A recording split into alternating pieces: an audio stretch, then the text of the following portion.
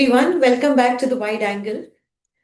In continuing with the conversation on building talent ladders in organizations, um, I want to spend time today talking really about how um, talent in organizations move from what we do at the time of induction to how do we build ownership in them. Because those kind of talent ladders efforts that we put into building, they actually work. Because talent ladders are not really built through, one-off training programs. Um, it calls for a lot of repeated effort and structures that allows people to move from the initial exposure and introduction to small contribution and then moving into bigger pieces of contribution with responsibility and then into ownership before they become ready for leadership. So if the earlier conversation that we had last week was about what organizations and managers need to recognize in building talent ladders, here today I want to spend a little bit of time in talking about what it takes to design. Now, let's just start with um, one of the things that a lot of managers uh, very often say about potential in an individual, where they say that this person has potential. Now, just sticking with potential, we need to accept that many times it's all recognized sort of informally, but the development and honing of and unlocking that potential sometimes is too fragmented and inconsistent efforts. Because most organizations know who's really promising. They know, you know, there are additional elements which go, this person is dependable, they're sharp, they're motivated, and they're capable of a lot more. But the pathway from saying that this person has potential to saying that this person is ready for greater responsibility is unclear. And many times, if we don't have formalized and developed structures and enablement of honing that potential, you almost set up people to fail.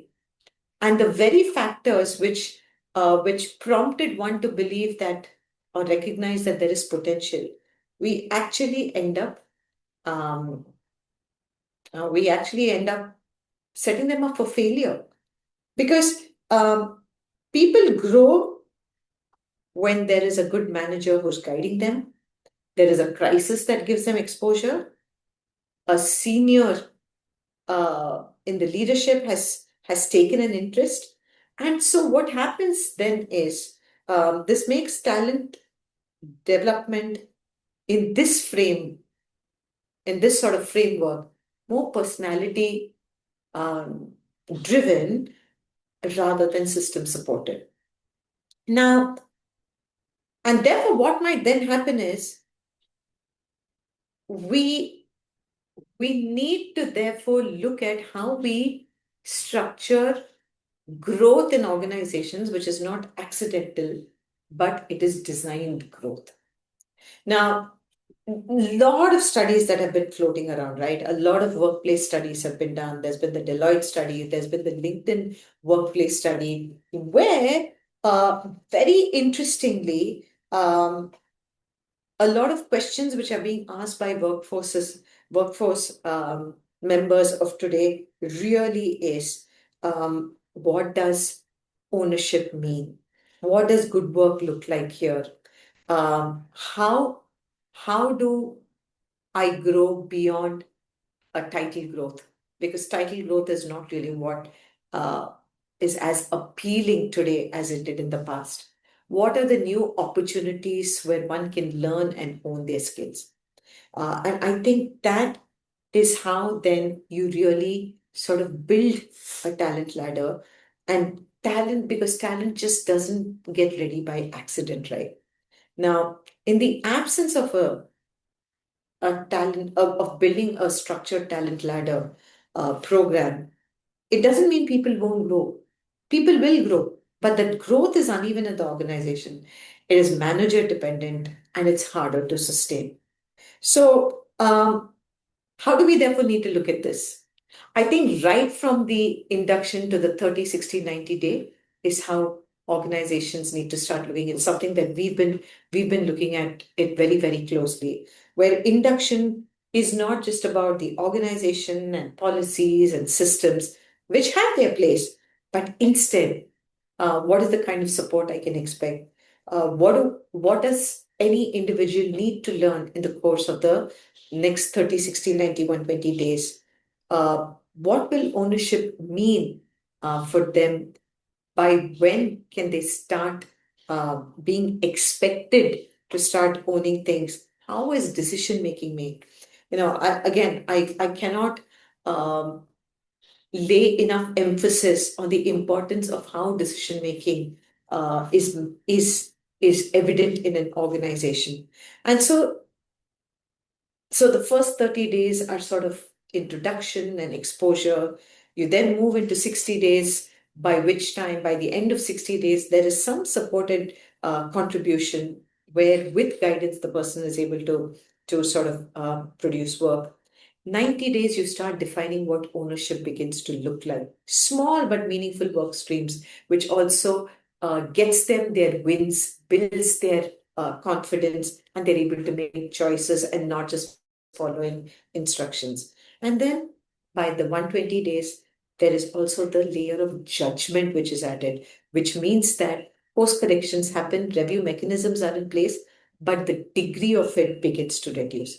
And so, therefore, this actually sets a very great pathway in sort of building people in the organizations, which then continues, right? Because you then move into what building ladders at various levels mean.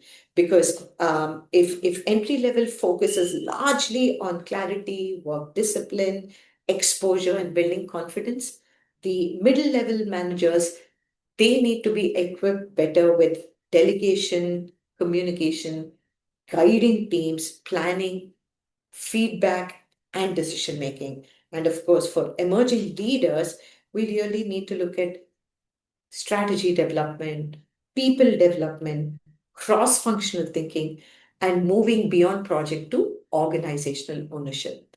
And I think this is the first, this is really the sort of the first set of steps that one begins to take. Uh, the next set of things are really to look at internally what are the kind of progression that individuals can make through structured learning, coaching, exposures, conversations, one-on-one. I believe the skill win potential framework is a great one to work with. It